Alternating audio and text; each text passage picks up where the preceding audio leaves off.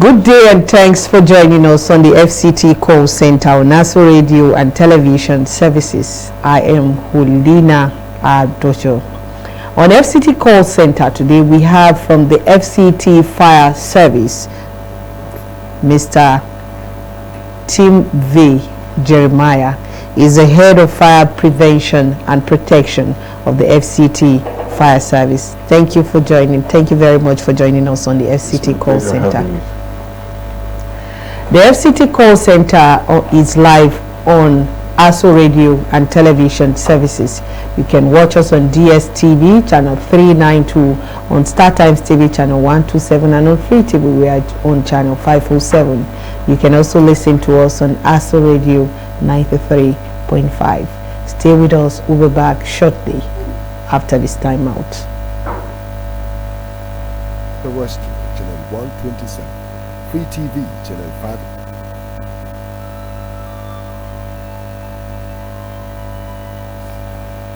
We are a nation blessed with people of diverse cultures, religions, languages, and opinions. It is ironic that we are now being ripped apart by our greatest strength, our diversity. We have allowed intolerance, insensitivity, bigotry, and nepotism to blind our vision of the greatness we can achieve working together as one. We may not have the same culture, nor religion, nor language, but we all belong to the same nation by the divine will of God. We did not choose to be Nigerians. Nigeria chose us. This nation is our divine heritage, and if we open... This is the FCT call center. Thanks for joining us today on the program. We have from the FCT Fire Service, Mr. Tim V. Jeremiah is the head of fire prevention and protection of the FCT Fire Service. Once again, thank you very much for joining us. Now, please tell us the measures you've put in place to ensure that all homes, offices, public places in the FCT have firefighting equipment such as fire extinguishers, the sprinklers, and smoke detectors to ensure the safety of lives and properties. Once again, it's my pleasure being here to discuss on issues relating to fires in our homes, and not just in our homes. Any public buildings must be safety compliant. And there is somebody said, and I quote, and I used to reflect so much on that quote: any business that you are doing and then you are not safety compliant or you are not safety conscious, a risky business. Because whatever investment you might have invested for several years, a fire has the capacity to bring it down in a single hour. So we need to be fire conscious on a daily basis. Now, talking about the measures, it is even in our National Safety Code that every building, right away from the time of construction, you must consult fire service. And then you bring your plan. Fire service can vet those plans to see where the safety components need to come in.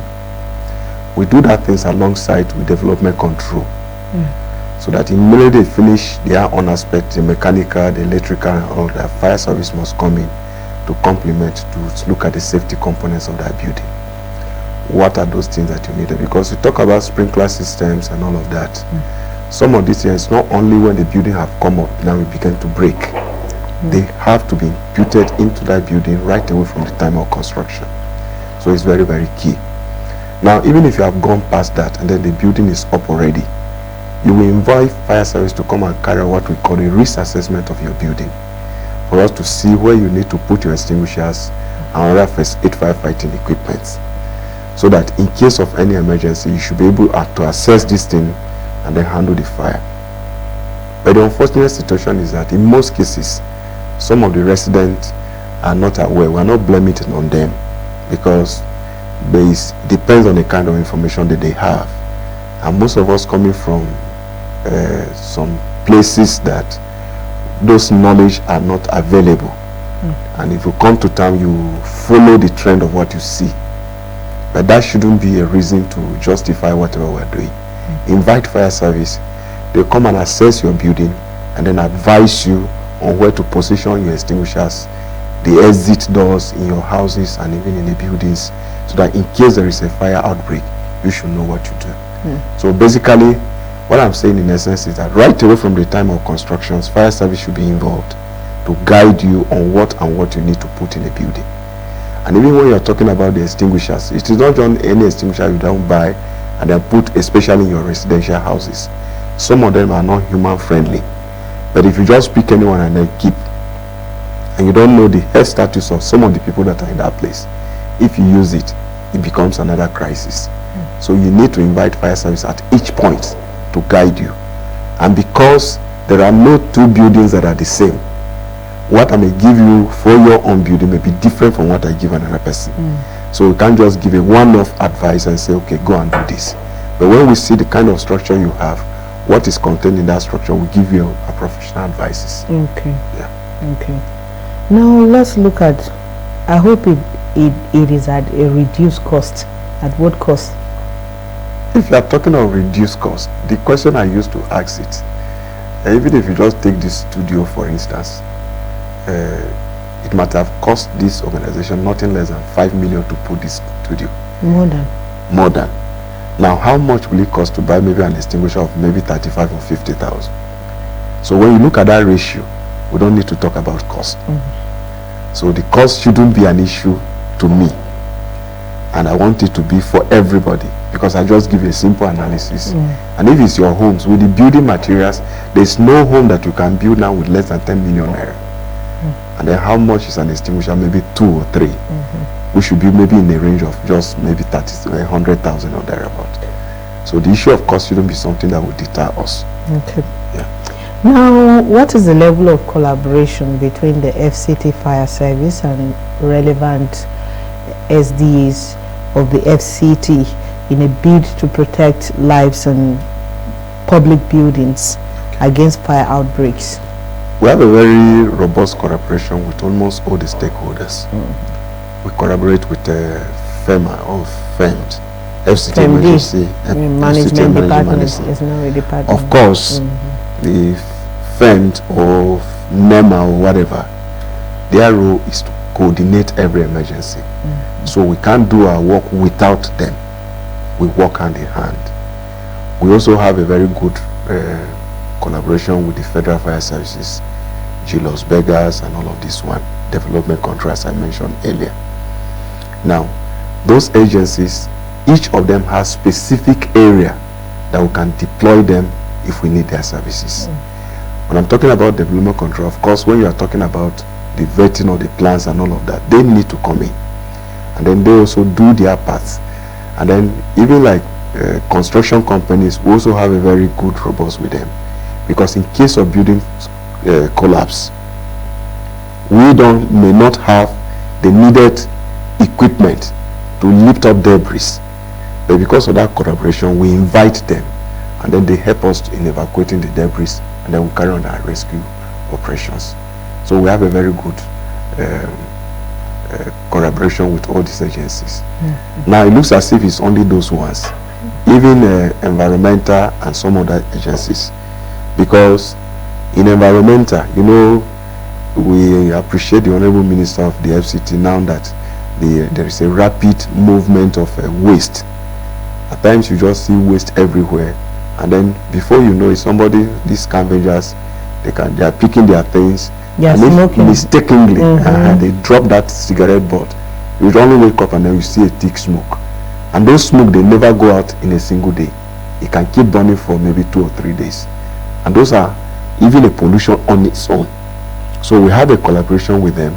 If environmental, by any chance they want to burn those waste, they invite us. We do what we call a standby duty.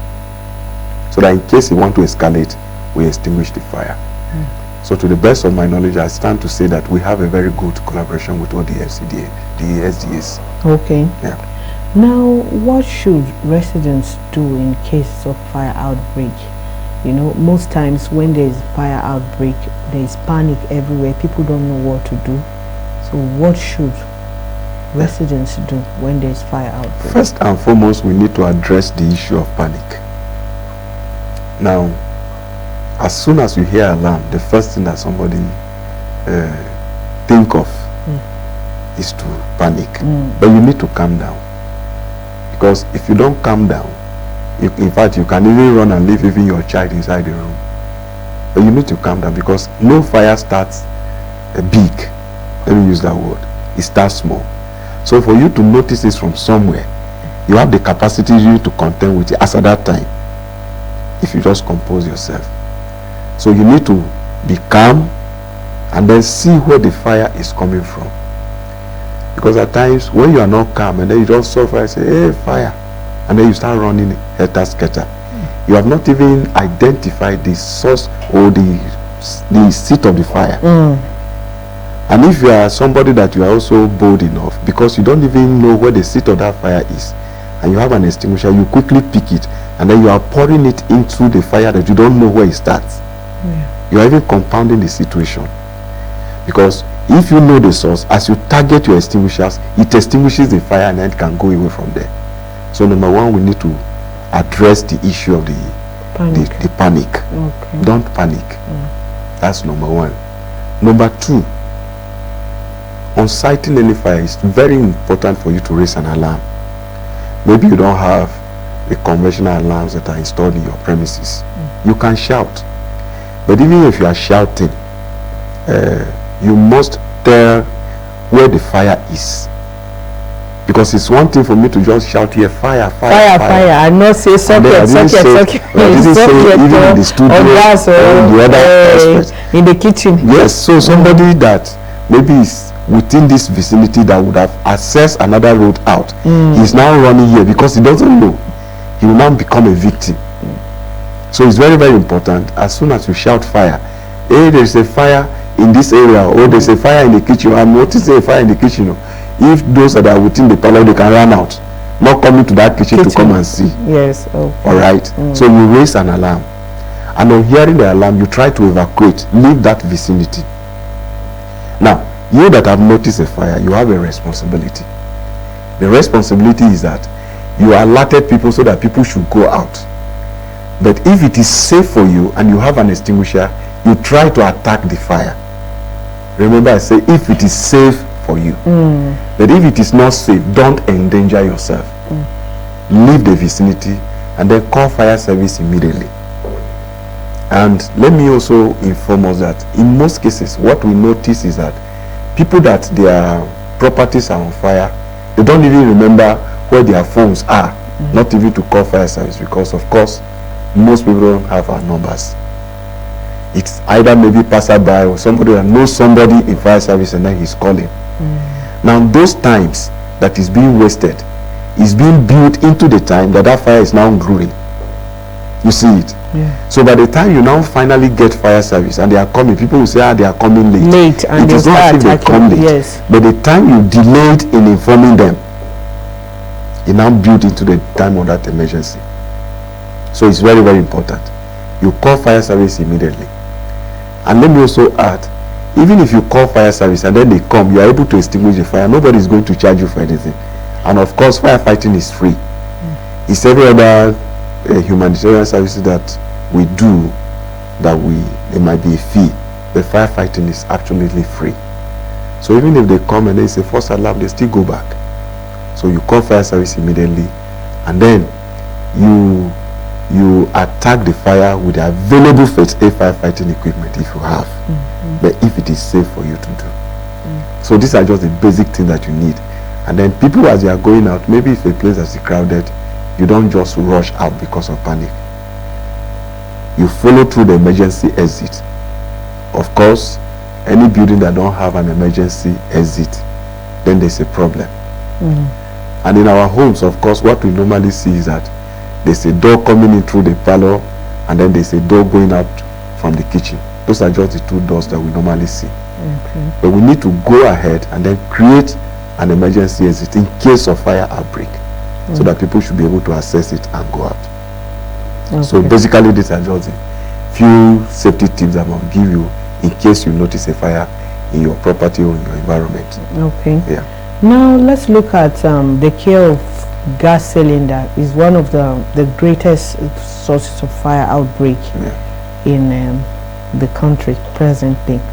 Recently, I saw a gas cylinder. Someone was going to buy a gas cylinder, and the cylinder looked so rusted, so old, and so worn out. In my mind, this is like a time bomb waiting to explode. What should we do? Safety of cylinder. What is the safest means to use a cylinder? All right.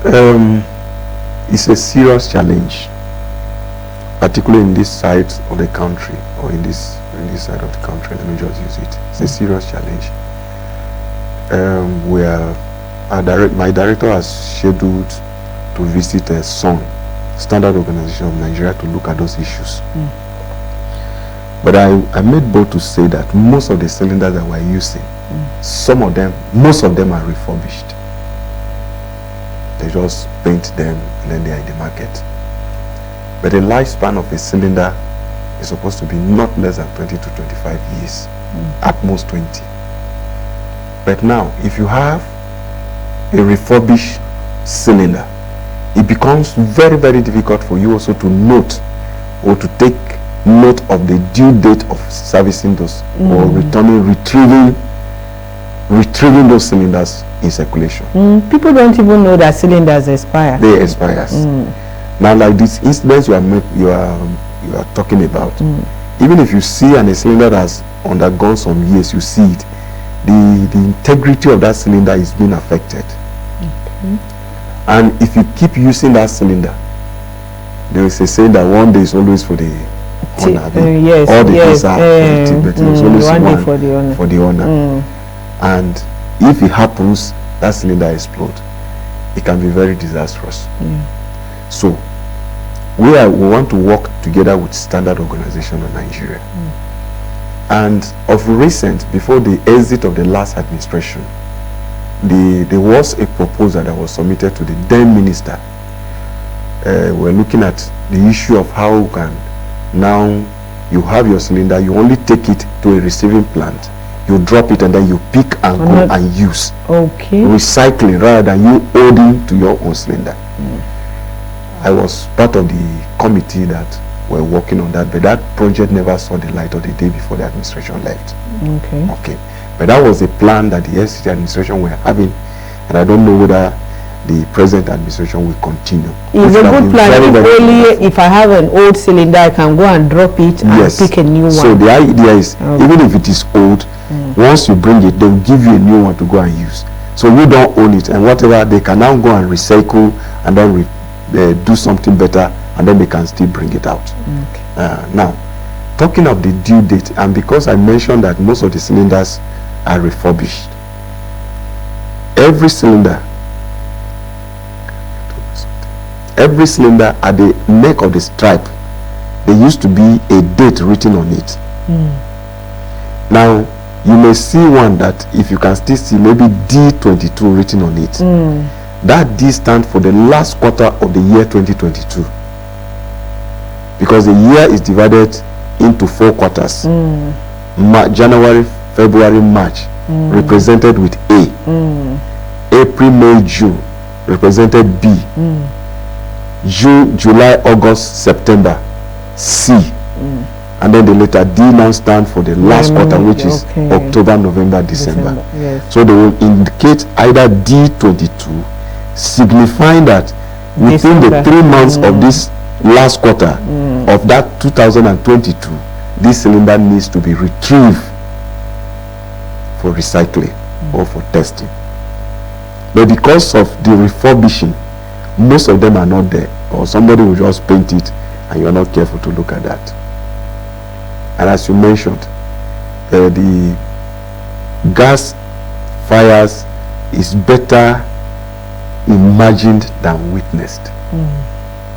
You don't want to witness it. Disastrous. It's disastrous. Yeah, I've seen it. Yes, I've seen we need to be careful on how we handle our gases. Now, before I go away from there, some of us we are going to the gas refilling plant. You will put your cylinder, it is rolling from one edge of the car to another. Now, when you refill your gas, don't leave it in the is in the boot of your car running from one issue to another. Okay. Of course, you know, if you bring in your gas and then you light it immediately, you hear as if there is a bubbling. It tells me that that gas has been agitated and anything can happen as at that time. Even if you bring it, allow it to settle for at least 5 to 10 minutes before you can now go ahead and start using it. Okay. Because of those issues that we're talking about. Now, with that bubbling, if the cylinder, the integrity of that cylinder is being affected, a lot of things can happen.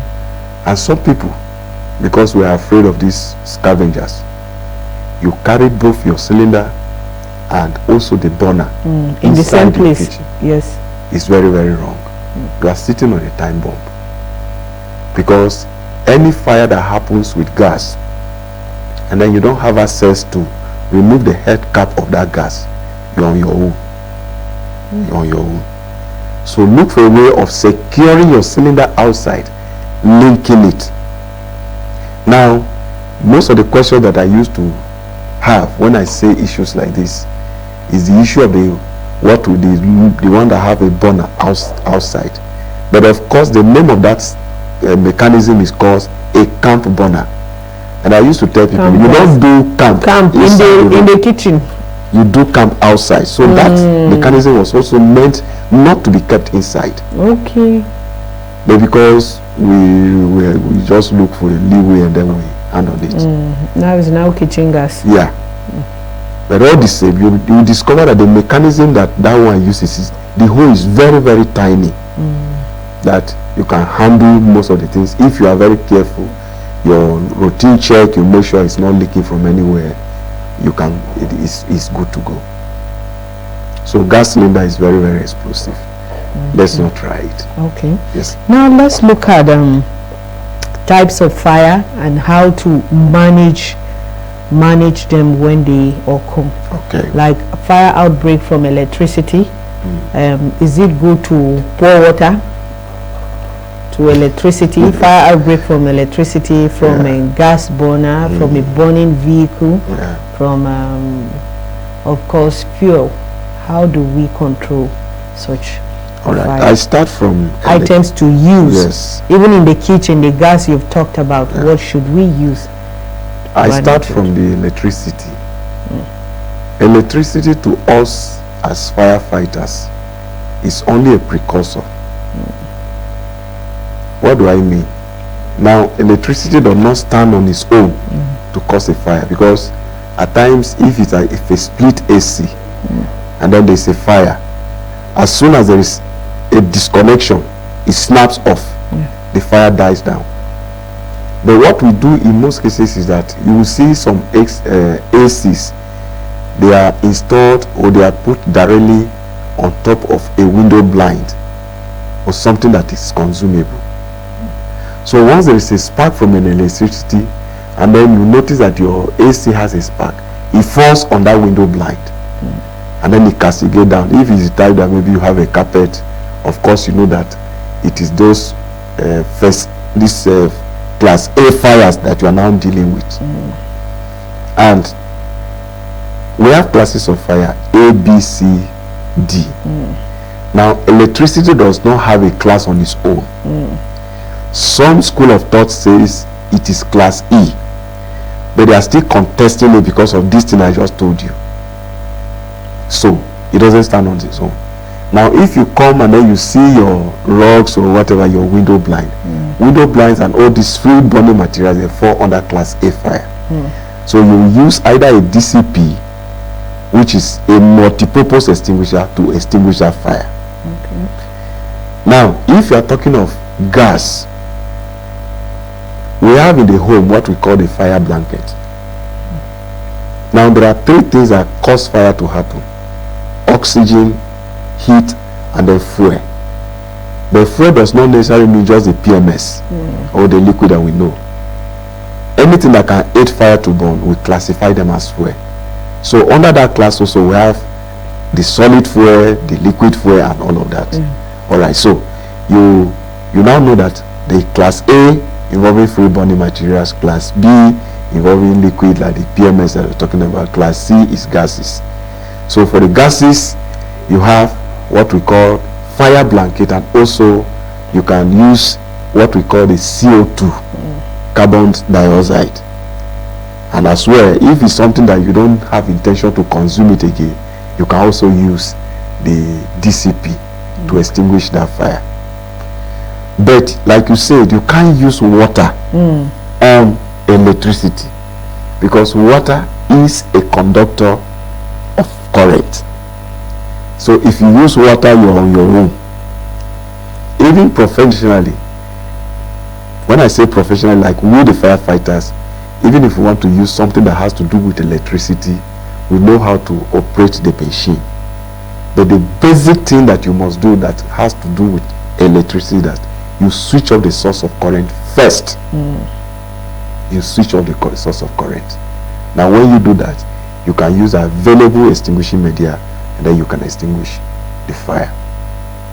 In the home, where you have your electronics or your electricals and your changeover, get a DCP and put there, dry chemical powder. But in the kitchen, get a fire blanket and also a CO2. A CO2 is more friendlier. You can even use it on your food, and you can also consume it.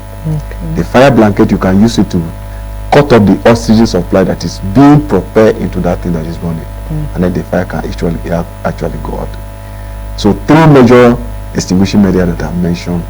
You have a CO2, you have a fire blanket, then you have also what we call the dry chemical powder. In the filling stations, you can even see that we normally put a sand bucket. Sand is also used as an extinguishing media. But what people don't know is that you will just put a sand in your filling station maybe for years. You don't care to service it. Yes. Now, if you don't service that sand, as at the time there's an incident you want to use it, it fails. Okay?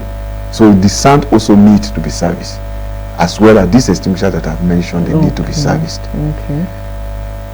By standard, within 6 months you should take your extinguishers for servicing. The car that I want to mention, which is a very critical one, is that everything about our cars are consumable. That's why when you have a fire challenge with your car, in the next 5 minutes you will discover that what you see is carcass. Yes. Because the upholsteries, the dashboard, they burn faster than they are highly inflammable. Yes, yes. So we also recommend that the one that you have in your car shouldn't be a 1 kg cylinder.